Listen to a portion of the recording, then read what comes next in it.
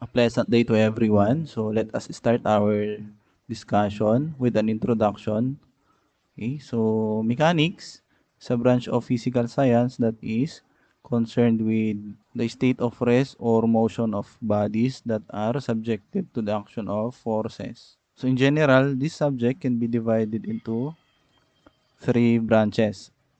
So rigid body mechanics, deformable body mechanics, and fluid mechanics. So in rigid body mechanics, so we have statics and dynamics. So for this particular subject, we will discuss only statics or the statics of rigid bodies. So next definition or term, so we have particle. So a particle has a mass but a size that can be neglected. So mostly, dun sa mga figures natin, i-consider lang natin yung mga object na particle or hindi considered yung kanilang mga sizes. Pero may mga figures na considered yung point of application ng mga forces, lalo na sa dynamics. The next is rigid body. So rigid body can be considered as a combination of a large number of particles in which all the particles remains at a fixed distance from one another, both before and after applying a load.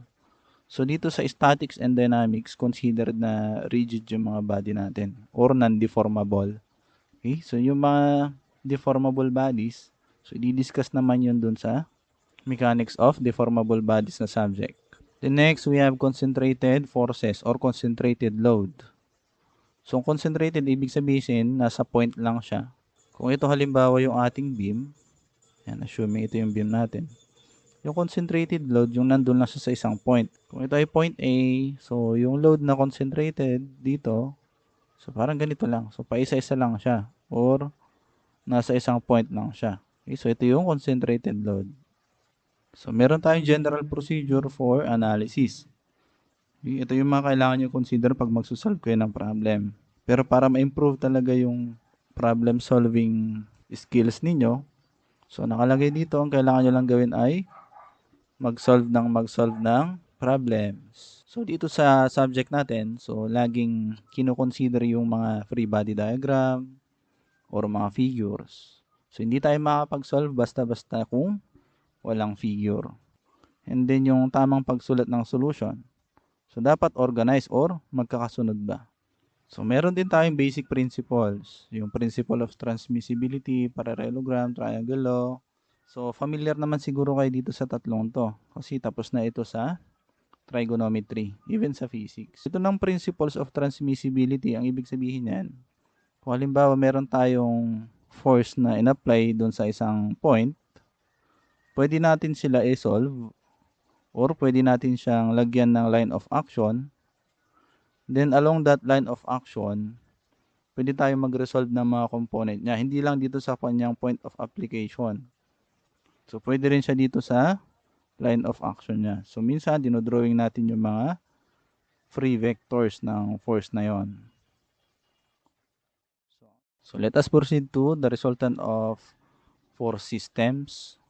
So resultant of a force system is a force or a couple that will have the same effect to the body, both in translation and rotation, if all the forces are removed and replaced by the resultant. So halimbawa, meron tayong madaming forces na nag-act doon sa isang point. Yan. So pwede natin palitan itong mga forces na to ng isang force lang. Yun yung resultant na sinasabi dito. So tanggalin mo yan, yung dalawa. Palitan mo ng isang force lang na resultant. Ito yon. So same lang yung effect. So meron tayo dito forces and components. Ito, merong given two forces, F1 and F2. So sa pag-solve ng resultant, pwede tayong gumamit ng cosine law. Pero bago yon, kailangan nyo munang i-drawing yung figure natin ng mabuti. Kung saan, pwede kayo mag-apply ng cosine law. So basically, kung two forces yan, gagawa tayo ng parallelogram. Or, pwede rin natin i-apply yung tinatawag na tip-to-tail fashion. So start tayo dun sa isang given force. Halimbawa, F1. And then, yung isang force naman, yung F2. Okay? And then, yung resultant, yung mula dun sa point of application or starting point hanggang dun sa dulo. So kung ang given basically ay dalawang forces at yung angle of inclination ng mga forces na yan, so ang gagamitin dyan ay cosine law. Kung resultant ang hinahanap. Okay? So otherwise, kung merong ibang unknown dito, at saka ibang given, so i-observe natin mabuti yung mga given na yun, tsaka yung unknown, kasi baka mamaya sine law lang yung kailangan. So sa physics, meron kasi yung graphical method. So hindi na natin i-apply yun dito sa subject natin. So yung cosine law, pag in-apply natin dito, yung 180 minus theta actually dyan ay ito. Ayan, ito yung 180 minus theta. So for short, meron kang triangle na ang shape ay ganito. Okay? So ito yung angle na 180 minus theta. So kumbaga, two sides given tsaka yung included angle. So hanapin mo yung opposite side. So ang the best solution ay cosine law. And then next, yung component naman tayo. So dito naman assuming merong given force. And force F. Tapos gusto nating isolve yung kanyang mga component. Ayan. So ang component natin dito yung Fx saka yung Fy. Okay, so isosolve natin sila based doon sa angle of inclination. So again, trigonometry.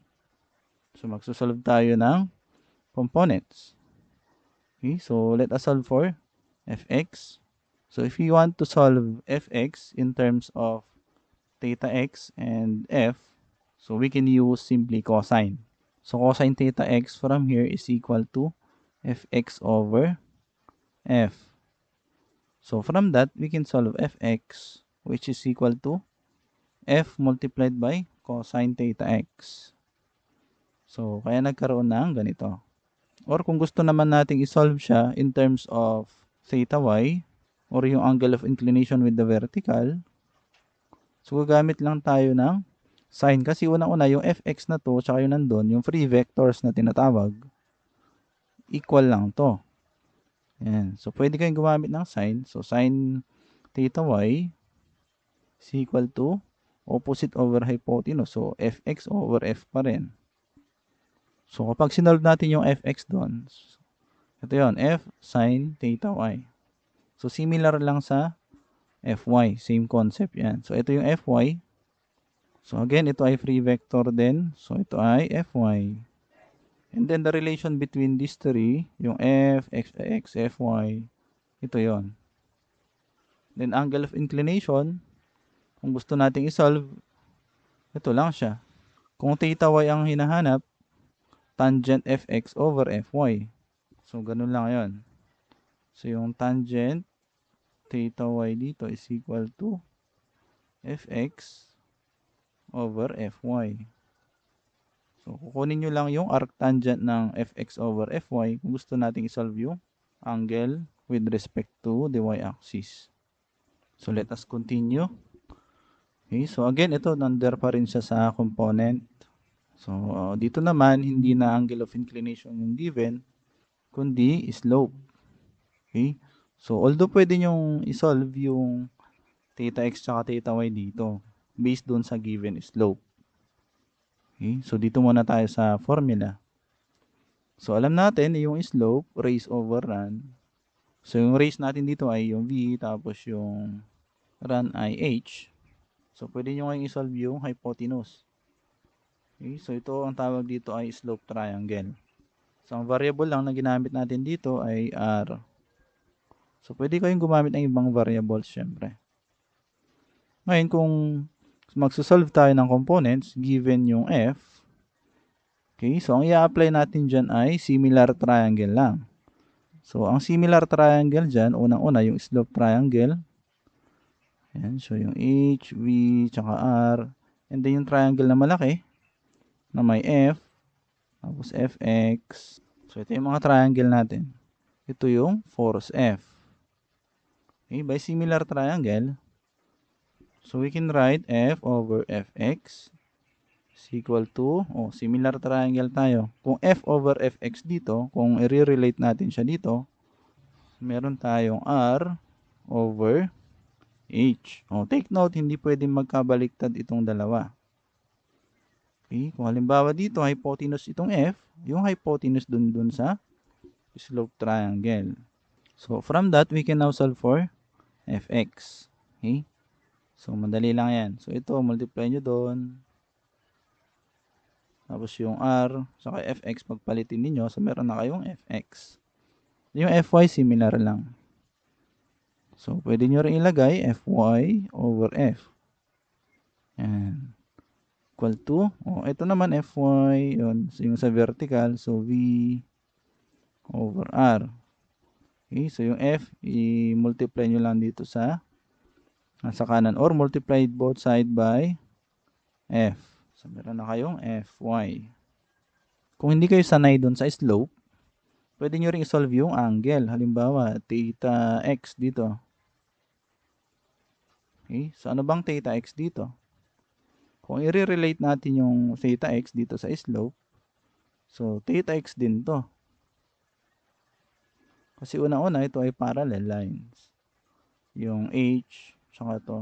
So, sinabi na rin natin kanina na similar triangle lang to. So, pareho yung kanilang interior angles. So, pwede nyo isolve yung tangent x or theta x, sin theta x, and cosine theta x.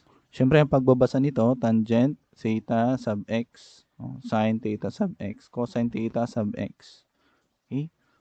Ayan. So, solve natin yung mga angles or yung angle theta x in terms of yung slope triangle. So, yung tangent dun ay opposite over adjacent. So, v over h.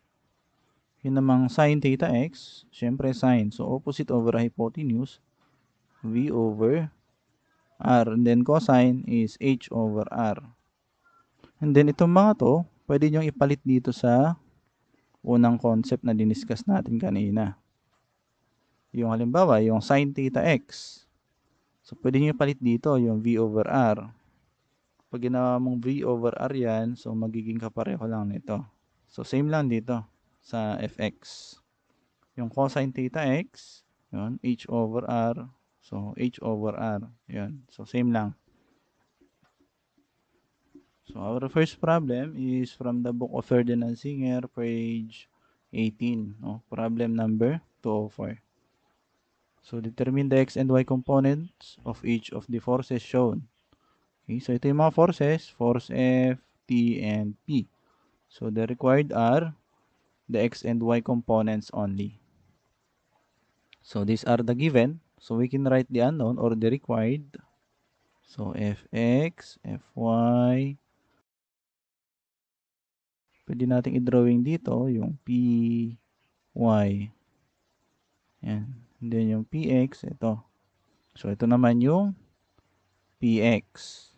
So, ito yung mga free vectors. So, meron na tayong right triangle or square. So, pwede natin i-apply dyan yung sine tsaka cosine. The next, for force F, so the given here is not angle. So, we have slope. But then again, we can write the free vectors and then the components. So, ito yung components natin dito sa F, Y. So, ito yon. Then yung Fx, ito. Ayan. So, ito yung Fx. Then last, force T. So, ilagay muna natin yung free vector. So, ito yon. So, ito yung Ty. So, ito yung saan to? Itong buo. Okay? So, then yung free vector dito. Tapos, yung component niya along x. So, ito naman ay Tx. So, consider the force F muna. So, let us consider first the force F. So, ilagay natin Fx. So, slope ang given. So, alam natin, para ma-solve yung Fx, kunin lang natin yung force. Ito. Multiplied lang natin siya ngayon ng 5 over yung hypotenuse ng ating slope triangle. So, ito, so pwede yung solve yun gamit yung calculator. So, ganito lang yan. So, ang sagot dyan ay 13. So, 5 over 13 to. So, that is simply equal to yung F, 390 pounds, multiplied by 5 over 13. So, ang sagot sa Fx, so that is simply 150. pounds. So, the direction is to the left. So, you can write direction dito. So, pounds to the left kanyo dito.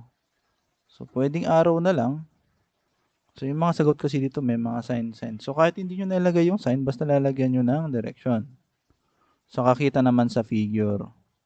So, importante kasi yung sign pagka kumuha na tayo ng mga resultant. So, kasi sa sum up lahat natin yung mga x component na yan. Then, next, for Fy. So, sa Fy naman tayo. So, Fy is equal to yung 4 ulit. So, similar lang. So, 390 multiplied by. So, kung Fy ang sisolve natin, so 12 naman yan. So, 12 over 13. Okay, so, ang sagot dyan ay 360 pounds. So, ito, pataas naman siya. Kapag naglagay kayo ng signs dito, mga negative, positive, hindi nyo na kailangang ilagay yung mga arrow. So, sa akin kasi, kahit na hindi nyo na ilagay yung mga yan, yung mga signs, saka yung arrows, basta kitang-kita naman sa figure. Or obvious naman sa figure. Pero kung gusto niyo, dun kay compatible, pwede nyo na rin ilagay dito. Bawa, lagay nyo dito, negative, negative. Yan. So, ang sagot yan ay negative 150. Then, i-rewrite nyo na lang. Or, kanyo, 150 pounds to the left. So, tatanggalin nyo na to. So, pwede rin ganito. So, from the figure, we can solve for force Tx or yung x component. So, that is equal to 400 pounds multiplied by cosine 40. Since yung Tx ay adjacent ng 40 degrees. So, the answer is 306.42 pounds. So, take note na yung Tx dyan ay to the left. So, pwede nyo ring ilagay yung negative. So, 306.41 to the left. So, yan. Kahit arrow na lang, okay lang. Then, kung naglagay kayo ng negative sign, so, wag nyo na lalagyan ng arrow para yung fx. For ty, so that is equal to, again, 400. So, multiplied by sine of 40. Kasi yung free vectors natin, yung itong broken line, yung sa free vector natin, so that is opposite of the given angle. So, ang gagamitin natin ay sine. So, 400 multiplied by sine of 40. So, that is equal to 257.12. Take note, yung ty ay pababa. So, pwede nyo lagyan ng arrow. Tsaka, syempre, pwede rin lagyan ng negative. Kasi downward yon. So, next, let us consider force P. So, yung Px to the right yun. So, wala na kayong kailangang ilagay na negative or positive. So, pag walang sign yan, alam natin yan ay positive. So, yung Px ay adjacent ng angle na given, yung 30 degrees. So, pwede nating isulat na Px is equal to 300 multiplied by cosine of 30 degrees. So, that is equal to 259.81. Then next, we have Py. So, yung Py, yun ay pababa. So, again, pwede nyo lagyan ng negative. Na ito yung broken line dito. So, yan ay opposite ng angle na 30. So, ang gagamitin dyan ay sine. Or kung gusto nyo isolve yung 60 degrees dito, so, pwede rin. Okay? So, pwede nyo gamitin yung 60. Pero, pag ginamit nyo yung 60, ang gagamitin nyo ay cosine. So, pwedeng 300 cosine 60 or 300 sine 30. So, ang sagot dyan ay 150 pounds. So, that's all for this video.